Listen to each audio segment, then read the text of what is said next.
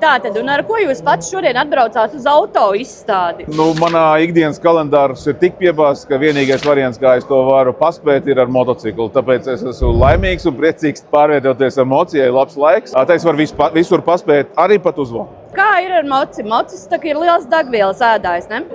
Nē, tas īstenībā ir ekonomisks, tāpēc, ka es nestāvu sastrēgumā un es varu paspēt daudz vairāk izdarīt, tāpēc man viņš ir rīks, labs ikdienas rīks un pats svarīgākais no tās visas politikas smadzeņu pilnīgs atslēdzējs. Es varu izveidināt savu galvu tā, ka viņa man ir tīra, tukša un atkal es esmu priecīgs, gatavs, enerģisks jauniem darbiem. Jā, mazliet pārsteidzoši. Jums ir līdzi rezerves drēbes vai jūs šitā pat?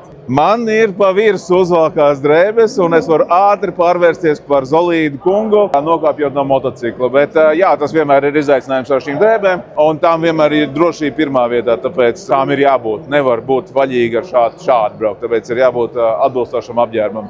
To es esmu pieredzējis uz savas ādas, tāpēc no pieredzes mācos.